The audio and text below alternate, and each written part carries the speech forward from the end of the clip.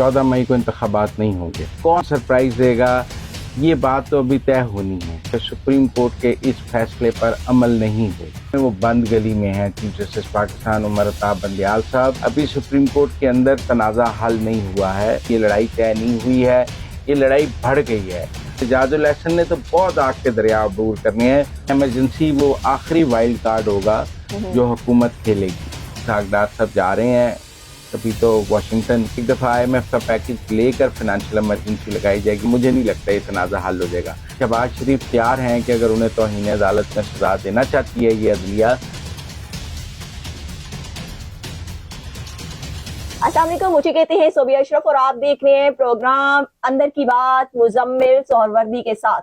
कल के supreme court के फैसले के तनाजुर में आज इलेक्शन कमीशन ने पंजाब में इलेक्शन का शेड्यूल जारी कर दिया है, मगर यहाँ पे सवाल ये पैदा होता है कि सुप्रीम कोर्ट के फैसले के बाद जो एक आईनी और सियासी बहरान पैदा हो गया है, इसका हल क्या होगा और आगे हुकूमत अपना जो दावा है इलेक्शन शेड्यूल के हवाले से और इलेक्शन के हवाले से कि इलेक्शन जो है वो 14 मई को नहीं होंगे, उसको कैसे जो है यकीनी बनाएगी, इसी हवाले से आज हम बात करेंगे। अस्सलाम वालेकुम मुजम्मिल साहब। अस्सलाम वालेकुम सुबिया, क्या हाल है? वालेकुम अस्सलाम, अल्लाह का शुक्र। अच्छा मुजम्मिल साहब, ये बताएं कि ये जो 14 मई पंजाब में इलेक्शन शेड्यूल के हवाले से आज फैसला भी जारी कर दिया है इलेक्शन कमीशन ने, अब हुकूमत जो है वो यहाँ पे उसके पास क्या रास्ता रह जाता है?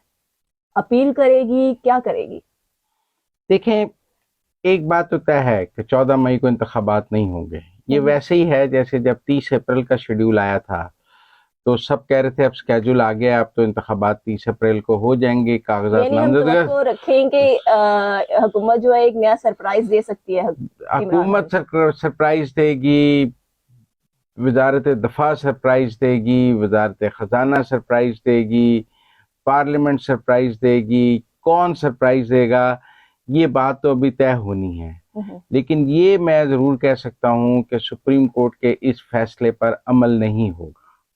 इस फैसले पर अगर ये इस दफा एजाजुल एहसन साहब मॉनिटरिंग जज भी बन जाएं और वो बेशक जो भी कर लें, लेकिन इस बार ये जो बेल है वो मंडे नहीं चढ़ेगी और मुझे 14 मई को इंतखाबात होते नजर नहीं आ रहे हैं। ये अब रीविजिट कैसे होगा, इसमें मुफाहमत निकलेगी या मुज़ाहमत से ये बात हल होगी, सुप्रीम कोर्ट से हुकूमत की को मुफाहमत होगी, को नजरसानी होगी, या मुज़ाहमत से ये बात हल होगी और सुप्रीम कोर्ट को फिर पुश किया जाएगा कि वो कोई आखिरी स्टेप लेना चाहता है, कंटेम्प्ट में किसी को सजा देना चाहता है तो ज़रूर देते। लेकिन मैं समझता हूँ कि जिस तरह सुप्रीम कोर्ट में चीफ जस्टिस साहब ने और उनके 2 रुकनी बेंच ने फैसला किया है और उस फैसले के बाद जो इस मुल्क में सियासी फजा है वो फजा इलेक्शन के लिए हमवार नहीं है। जिस तरह से PDM ने, देखे ना, अगर सिर्फ मुस्लिम लीग नून उसको क्रिटिसाइज कर रही हो तो हम कहें जी कि जी फिर एक पार्टी क्रिटिसाइज कर रही है, पर आप फजलुर रहमान के टोन देखें, असद महमूद साहब के टोन देखें तो JUIF भी क्रिटिसाइज कर रही है। आप बिलावल साहब के टोन देखें, उन्होंने तो आज कहा कि जो चीफ जस्टिस पाकिस्तान है, ये जब chief justice Lahore high court थे तो इन्होंने कालाबाग डैम बनाने का हुक्म जारी कर दिया था छोटे सूबों को नजरअंदाज करते हुए, तो हम इनको नहीं मानते।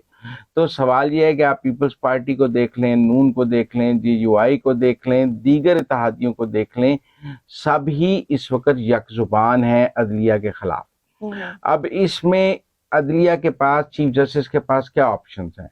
मेरे ख्याल में वो बंद गली में है। चीफ जस्टिस पाकिस्तान उमर अताब बंदियाल साहब, वो जितना आगे बढ़ेंगे उतना ही बंद गली में आगे जाएंगे। उनके लिए वापसी मुश्किल से मुश्किल तर होती जाएगी। अभी भी वो लार्जर बेंच, लार्जर कोर्ट बना देते, फुल कोर्ट बना देते, ये तनाज़ा हल हो जाना था, लेकिन उन्होंने ये तनाज़ा हल नहीं किया है। अब ये सवाल सब कर रहे हैं कि ये कैसे होगा। मेरे ख्याल में सुप्रीम कोर्ट के अंदर से अभी मजीद आवाजें बाहर आएंगी। अभी सुप्रीम कोर्ट के अंदर तनाज़ा हल नहीं हुआ है। जो काजी ईसा साहब ने खत लिखा सुप्रीम जुडिशल काउंसिल का इजलास बुलाने के लिए, वो नहीं हुआ। नवाज शरीफ साहब ने इन 3 जजेस के खिलाफ रेफरेंस दायर करने का ऐलान किया है, जिनमें उमर अताब बंदियाल, एजाजुल एहसन और मुनीब अख्तर शामिल हैं। अगर इनके खिलाफ रेफरेंस फाइल किया जाता है, वो कैसे फाइल होना है वो देखेंगे। क्या वो भी बार काउंसिल्स फाइल करेंगी, या वो मुस्लिम लीग नून फाइल करेगी, या वो हुकूमत फाइल करेगी, ये बात तो अभी सामने आनी है। लेकिन नवाज शरीफ ने जब कहा है तो उसके पीछे एक स्क्रिप्ट मौजूद है। ऐसा नहीं है कि नवाज शरीफ ने कहा है रेफरेंस फाइल करो और रेफरेंस फाइल नहीं होंगे। आप देखें, गुजरांवाला बार ने भी ऐलान किया है कि जस्टिस काजी ईसा और जस्टिस अमीनुद्दीन के खिलाफ भी हम रेफरेंस फाइल करेंगे। इसका मतलब है कि कहीं ना कहीं रेफरेंस के हवाले से पैनिक मौजूद है, इसको इग्नोर नहीं किया जा सकता।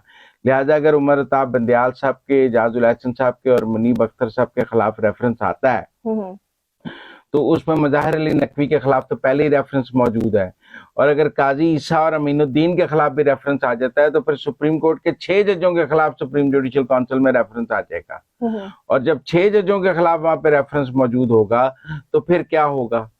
आप मेरी बात समझिए ना। फिर सुप्रीम जुडिशल काउंसिल का इजलास कैसे होगा? उमर अताब बंदयाल साहब के खिलाफ रेफरेंस होगा तो वो सुप्रीम जुडिशल काउंसिल के इजलास की सदारत नहीं कर सकेंगे। काजी ईसा साहब के खिलाफ रेफरेंस होगा तो वो इजलास की सदारत नहीं कर सकेंगे। एजाजुल एहसन साहब के खिलाफ रेफरेंस होगा, मुनीब अख्तर के खिलाफ रेफरेंस होगा।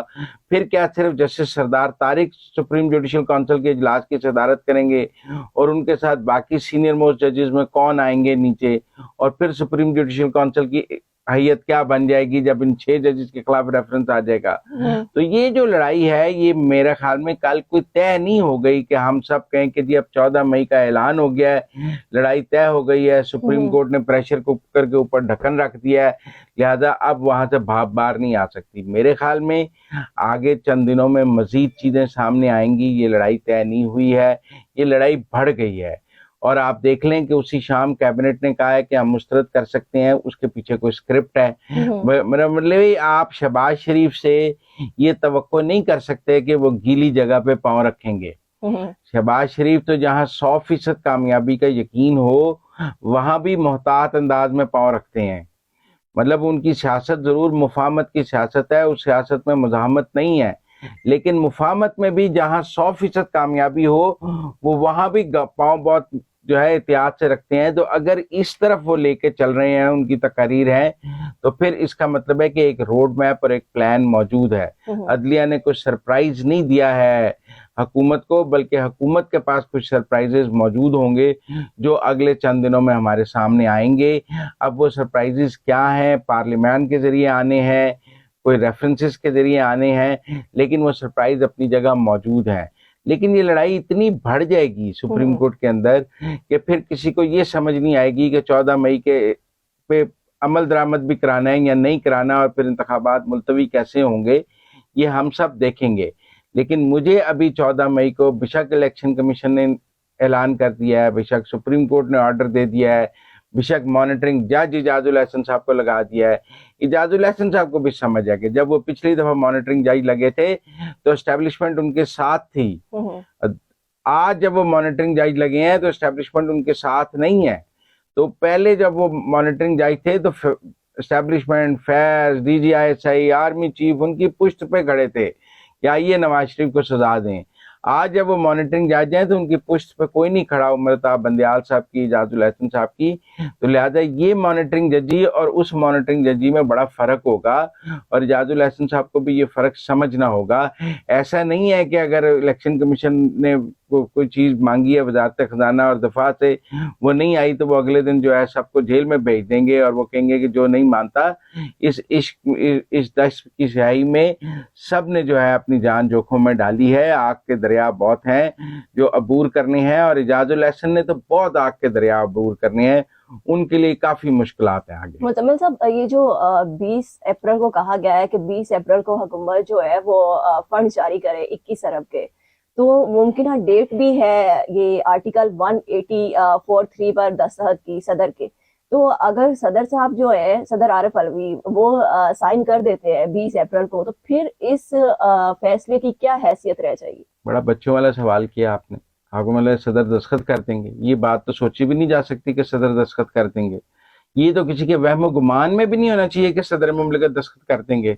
ये तो बाहर बच्चे को आप पूछ लेंगी ना जाते हुए कि सदर दस्तखत करेगा, तो वो छोटा बच्चा भी आपको बता देगा कि सदर दस्तखत नहीं करेंगे, तो आपने मुझसे सवाल कर लिया कि सदर दस्तखत कर देंगे। सदर नहीं, आप मेरी बात समझे ना।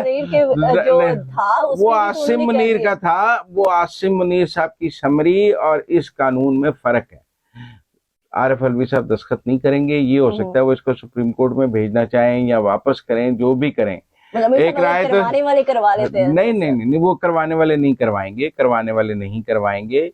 आप बेफिक्र रहें, ये भी बच्चों को भी पता है कि वो करवाने वाले इस बिल पे दस्तखत के लिए करवाने वाले नहीं जाएंगे। ये गुनाह करवाने वाले गुनाह बेलज्जत नहीं करते कि वो एक छोटे से बिल पर दस्तखत कराने के लिए तो वहां चले जाएंगे। कराने वालों को अक्ल है क्या काम कराना है और क्या काम नहीं कराना।